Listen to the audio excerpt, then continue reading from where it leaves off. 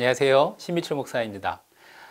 총 66권으로 구성된 성경책, 그 중에서도 구약의 마지막에 자리하고 있는 책, 어떤 면에서는 구약의 결론과도 같은 책 말라기, 그리고 신약을 준비하기 위한 예고편 같은 책 말라기, 그런 말라기를 통해 5번에 걸쳐서 여러분을 만나고자 합니다. 성경이 어떤 책이냐고 누군가가 제게 묻는다면 저는 하나님의 사랑의 편지라고 말할 것 같습니다.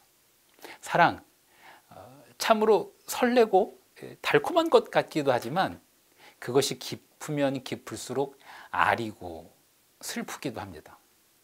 참된 사랑을 온전히 이루기 위해서는 그런 과정을 생략할 수가 없는 것 같습니다. 우리를 향한 하나님의 사랑, 그 사랑이 너무도 순결하고 너무도 깊어서 하나님은 많은 아픔을 참고 견디셔야만 합니다.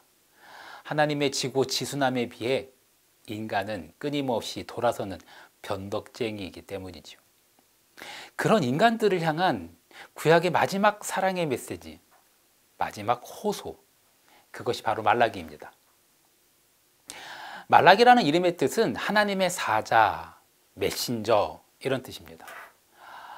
하나님께서 이 땅에 오시기 전 마지막 메신저가 바로 말라기입니다. 말라기를 고유명사가 아니라 보통명사, 즉 특정 인물이 아니라 보냄을 받은 사람, 메신저라는 보통명사로 보는 견해도 있습니다.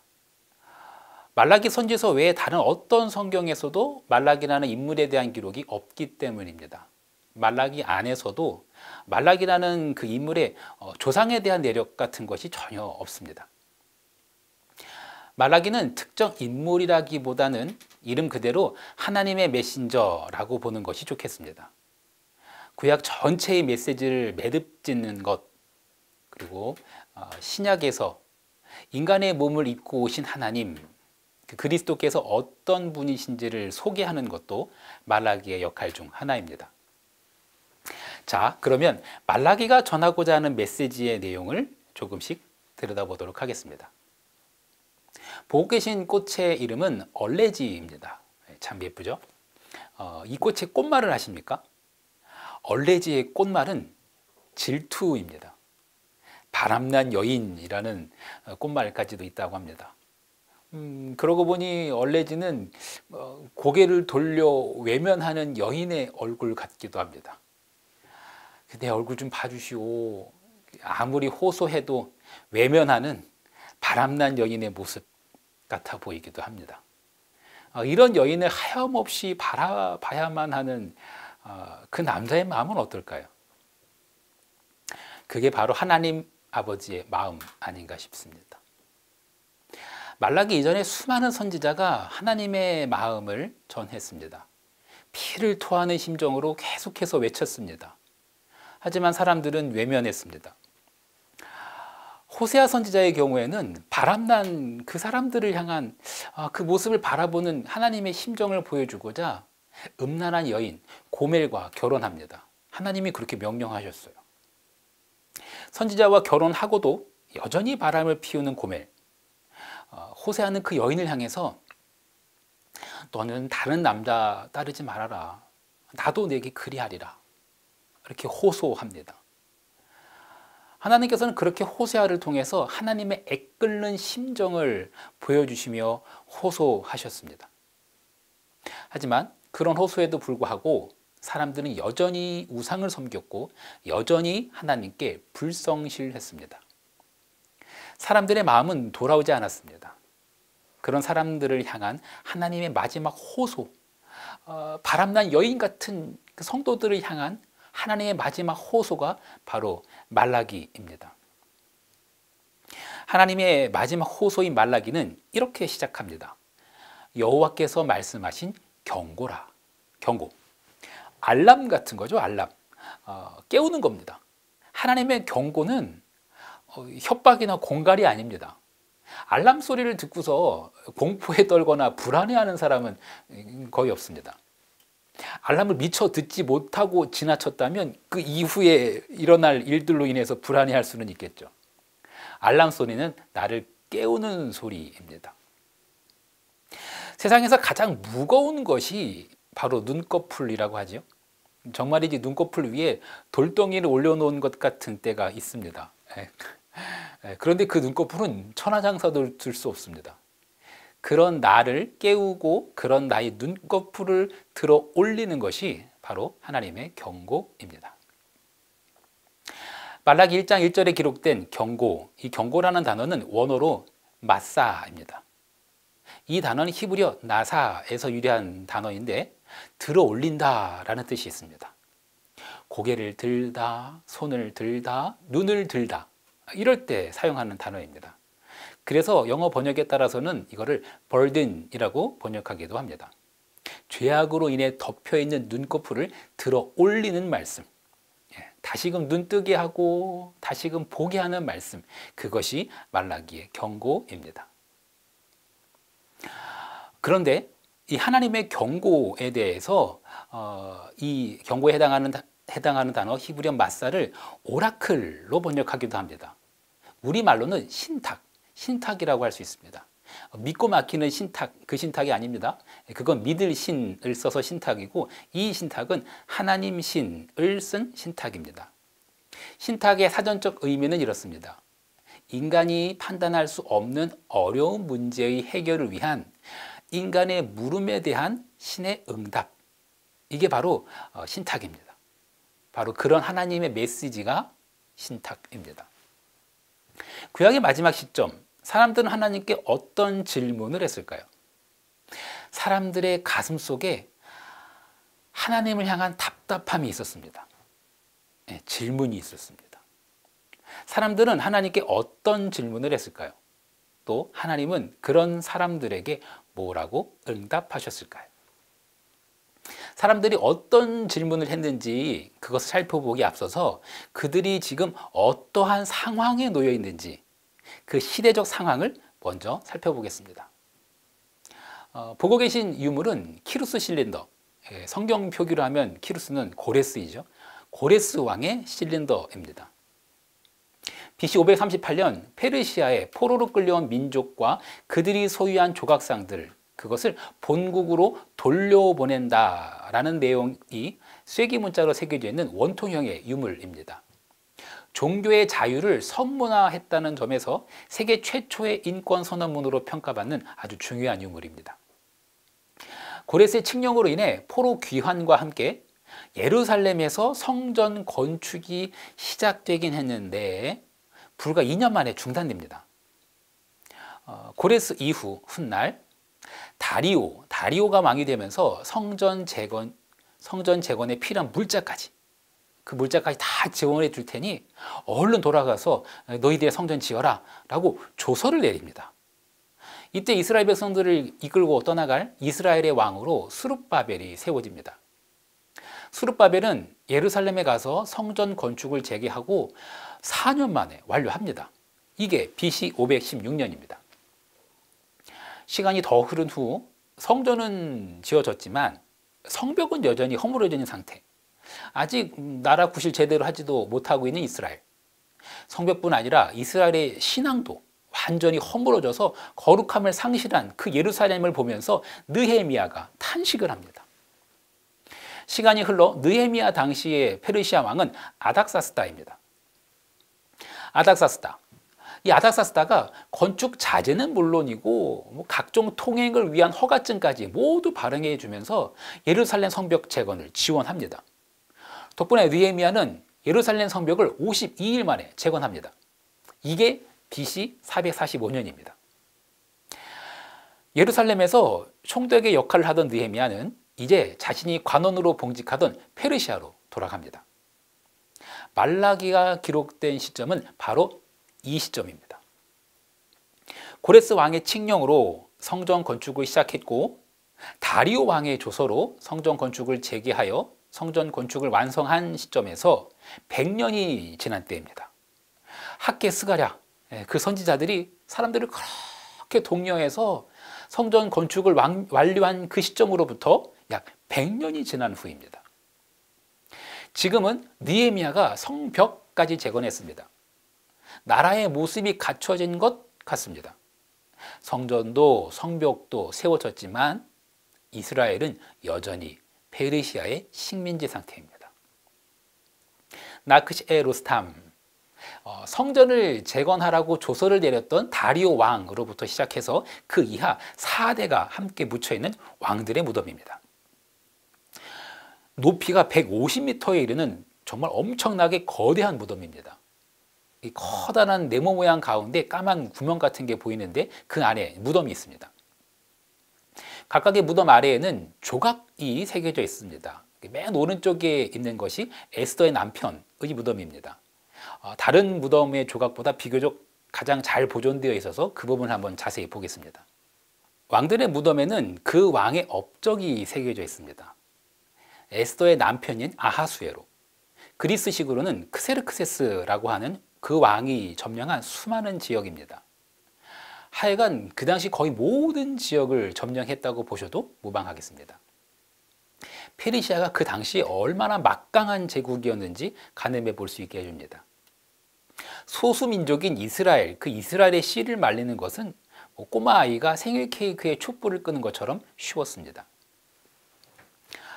그렇게 강력한 페르시아인데 이전의 제국인 바벨론과 달리 식민지 유화 정책을 펴니다. 포로들을 본국으로 돌아가게 한 것입니다. 심지어 본토에 돌아갔을 때 필요한 기반시설 확충을 위한 물질적 지원까지도 했습니다. 페르시아의 유화 정책으로 예루살렘에 돌아온 1차 귀환자들은 성전을 지었습니다. 다니엘의 사자굴 사건, 그 사건도 이때 있었습니다. 2차 귀환자들은 에스라에게 율법을 배웠습니다. 이때 신앙 부흥운동이 일어났습니다. 죽으면 죽으리라. 에스더의 불임절 사건, 그 사건은 이때 벌어집니다. 에스더는 조금 전 살펴본 아하수에로 왕의 부인이죠. 3차 귀환자들, 그들은 1차 귀환자들의 손잡벌입니다. 할아버지들은 성전을 재건했고 손자들은 성벽을 재건했습니다. 그들은 성벽을 재건하면서 금식기도까지 했습니다. 자, 이제 이스라엘에는 어떤 일이 벌어질까요? 성전 재건한 지 100년이 지났고 금식기도까지 하면서 성벽을 재건했습니다. 하나님께서 이스라엘에 다시 복을 부어 주실까요? 하나님께서 드디어 이스라엘을 높여 주실까요? 이스라엘은 열방 가운데 하나님의 나라를 선포하고 하나님의 다스리심을 전하는 하나님의 나라의 면모를 보여줄 수 있을까요? 학개와 스가랴 선지자는 사람들에게 피를 토하듯이 성전 건축의 중요성을 외쳐댔습니다. 성전 건축을 뒤로하고 자기 집 짓기에 바쁜 사람들을 향해서 성전 건축을 독려했어요. 이스라엘은 결국 하나님의 성전을 다시 완공했습니다. 페르시아에 정착해서 그 발달한 문명이 안락함에 젖어 있었을 그때에 폐허가 되어 있는 그 예루살렘, 아무런 소망이 보이지 않는 그곳으로 돌아온 사람들, 그 이스라엘 사람들. 사회 기반 시설이라고는 하나도 없어서 불편한 건 말할 것도 없고 성벽은 무너져서 치안도 불안한 그곳에서 나름대로 최선을 다해서 성전을 재건했습니다. 하나님의 율례와 법도에 대해서도 다시 배웠고요. 그 율법대로 살고자 노력도 했습니다. 그렇게 시간은 100년이 지났습니다. 그런데 지금 달라진 것은 무엇인가요? 성전도 이제는 성벽까지도 재건했는데 도대체 무엇이 달라졌단 말입니까? 우리가 왜 그렇게까지 했죠? 내 집 좀 지으려다가 그 학개랑 스가랴 선지자한테 된통 혼나고서 성전까지 재건했어요. 부흥회에서도 말씀도 배우고 뜨겁게 기도도 했어요. 성벽 다시 쌓을 때는 금식 기도까지 했어요. 그런데 그렇게까지 했건만 그들이 기대했던 과거의 영광, 선조들에게 귀에 딱지가 않도록 들었던 다윗, 솔로몬, 그 부귀영화, 그건 보이질 않아요. 내 삶의 질은 여전히 형편없어요. 달라진 것이 없습니다. 그토록 열심을 내었건만 하나님은 예루살렘에 계시지 않은 것 같습니다. 이것이 구약의 끝에서 이스라엘 사람들이 맞닥뜨린 현실이며 그들의 답답한 질문이었습니다. 하나님은 이스라엘에 계신가? 로댕이 생각하는 사람, 잘 알려진 로댕의 작품은 1904년에 만든 것입니다. 파리에 있는 로댕 미술관이 소장하고 있습니다. 하지만 원작은 로댕이 1880년 만든 지옥의 문이라는 작품 그 윗부분에 있는 것입니다. 이건 스위스 취리히에 있습니다. 지옥의 문 위에 앉아 있으면 어떤 생각을 하게 될까요? 어떤 질문을 하게 될까요? 아니, 저 사람은 왜 지옥에 왔지? 그 사람은 지옥에 왜 안 왔지? 나는 지금 왜 여기 있지? 이런 질문을 하지 않겠습니까? 하나님의 경고의 메시지, 하나님의 마지막 호소, 그것에도 불구하고 사람들은 질문이 많았습니다.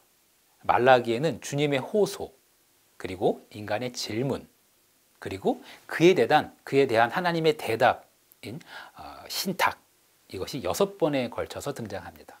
그 6가지가 무엇인지 간략하게 살펴보는 것으로 이번 강의는 마무리하려고 합니다. 하나님의 첫 번째 호소, 그것은 사랑이었습니다. 나는 너희를 사랑했다. 나는 너희를 사랑했다 라고 하나님께서 외치십니다. 하지만 사람들은 하나님께 되묻습니다. 하나님이 우리를 어떻게 사랑하셨단 말입니까?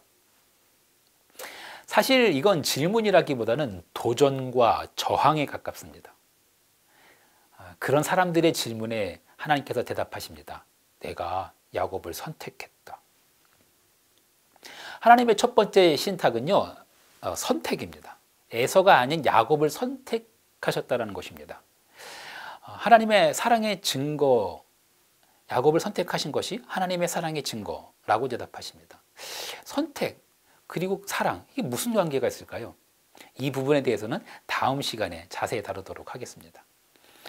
하나님은 이어서 사람들이 하나님을 멸시했다고 하십니다. 하나님은 사람들을 사랑하셨지만 존중받지 못하셨고 오히려 멸시당하셨습니다. 그런데 사람들은 하나님을 향해 우리가 언제 하나님을 멸시했냐고 역시 반문합니다. 이 질문 역시 질문이라기보다는 따지는 것에 가깝습니다. 하나님의 두 번째 신탁, 그것은 예배입니다. 사람들이 하나님께 제사하면서 더러운 떡을 바쳤습니다. 정결한 제물이 아니라 병든 제물을 바쳤습니다. 사랑을 주고 존경을 받고 싶은 것은 당연합니다. 하지만 하나님과 사람들 사이에서는 사랑도 존경도 깨어졌습니다. 사랑과 존경이 깨진 관계는 이제 어떻게 될까요? 이번 강의를 시작하면서 보여드린 얼레지라는 꽃 기억하십니까? 사랑과 존경이 깨지면 바람을 피우게 됩니다. 하나님께서는 사람들을 향해 너희가 언약을 욕되게 했다고 하십니다. 그랬더니 사람들은 하나님께서는 왜 봉헌물 받지 않으셨냐며 오히려 따집니다. 이건 역시 질문이라기보다는 저항에 가깝습니다. 하나님의 세 번째 신탁은 순결이라고 할 수도 있겠습니다. 영원토록 변함없이 당신만 사랑하겠다는 그 약속, 그 약속을 저버리고 순결을 상실한 관계. 하나님께서는 우상 숭배하는 사람이 바치는 봉헌물을 받으실 수 없었습니다. 하나님의 심정은 마치 어제 다른 남자와 잠자리를 했던 그 아내가 차려준 밥상을 받는 그 남편의 심정과도 같았을 것입니다. 사랑과 존경이 깨어지고 우상을 따르는 사람들을 보면서 하나님은 괴로움을 호소하십니다. 하지만 사람들은 하나님을 계속해서 외면합니다. 하나님이 우리와 함께하지 않으셨다는 겁니다. 우리가 하나님을 찾을 때 하나님은 어디 계셨냐는 겁니다. 하나님의 네 번째 신탁은 예수 그리스도입니다. 수많은 선지자들을 돌로 쳤던 사람들. 하지만 하나님께서는 다시금 하나님의 사자를 보내실 것이라고 약속하십니다. 사람들이 그를 십자가에 못 박을 것을 아시지만 하나님은 보내실 것입니다. 사자를 보내리라 약속하신 하나님은 돌아오라고 호소하십니다. 하지만 사람들은 여전히 싸늘합니다. 이미 사랑과 존경이 깨지고 언약은 욕되게 되었으며 하나님의 마음을 괴롭게 한 그 사람들은 하나님께 돌아갈 마음이 없습니다. 나보고 어쩌란 말이에요. 어쩌라는 겁니까? 어떻게 돌아가라는 거예요? 사람들이 따지듯이 냉랭하게 되묻습니다. 하나님의 다섯 번째 신탁은 11조와 헌물입니다. 11조, 그건 단순한 헌물이 아닙니다. 천지의 주제이신 하나님을 향한 신앙 고백입니다. 말라기 하면 11조 떠올리시는 분들 많으실 겁니다. 11조의 참된 의미에 대해서는 이번 말라기 강의 중에서 네 번째 시간에 자세히 말씀드릴 것입니다. 마지막으로 하나님께서는 대적하지 말라고 당부하십니다. 참고로 여기에 쓰인 대적한다 라는 표현은 출애굽을 거절했던 바로의 완고한 태도를 표현했던 단어와 같은 단어입니다. 사람들은 우리가 언제 그렇게 했냐고 역시 따지듯이 되묻습니다. 하나님의 마지막 신탁 역시 예배입니다. 사람들은 하나님을 섬기는 것이 헛되다고 말했습니다. 십계명 중에 여호와 이름을 망령되이 일컫지 말라라고 하셨지요. 지금 사람들이 하나님을 섬기는 것이 헛되다고 말하는 그 헛됨이요, 여호와 이름을 망령되이 일컫지 말라 하는 망령됨과 같은 단어입니다. 즉 사람들이 말하기를 하나님을 예배하는 것은 망령된 것이다, 이렇게 말한 것입니다. 하나님의 마지막 신탁, 그것이 바로 예배였습니다. 말라기에 등장하는 6번의 신탁만 요약해서 정리해보자면 이렇습니다. 나는 너를 선택했고 사랑했는데 너는 더러운 떡으로 나를 멸시했어. 심지어 다른 신을 섬기고 있구나. 너무 괴롭지만 나의 사자를 보내리라. 내게로 돌아와라. 나도 내게 돌아가리라. 회복하자, 우리의 사랑을. 바람난 여인 같은 그들을 향한 하나님의 마음, 마지막 호소에 담겨있는 그 애절한 마음이 보이십니까? 한편의 시 같기도 하지요. 영어권 학자들은 주로 말라기를 산문으로 보지만 독일 학자들은 주로 말라기를 시로 본답니다. 제가 보기에도 말라기는 시 같습니다. 아주 애절한 시입니다. 오늘은 말라기 첫 시간이었습니다. 말라기가 하나님의 마지막 호소라는 것을 살펴보았습니다. 다음 시간부터는 6가지 신탁을 2가지씩 묶어서 살펴보고자 합니다. 그리고 마지막 5번째 시간에는 치유와 회심에 관한 이야기를 다루겠습니다. 말라기 하면 유명한 구절 중에 또 하나가 바로 치료하는 광선을 바라리라 라는 말씀이지요. 하나님께서 말씀하시는 치료의 광선, 그것은 어떤 것인지 살펴보게 될 것입니다.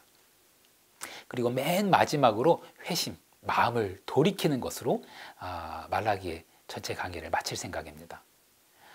구약을 끝내고 신약을 준비하는 책 말라기, 어떤 메신저를 보내실 것이며 어떤 메시지가 담겨 있을지 사모하는 마음으로 다음 강의에서 뵙겠습니다. 이번 강의는 여기서 마치겠습니다. 감사합니다.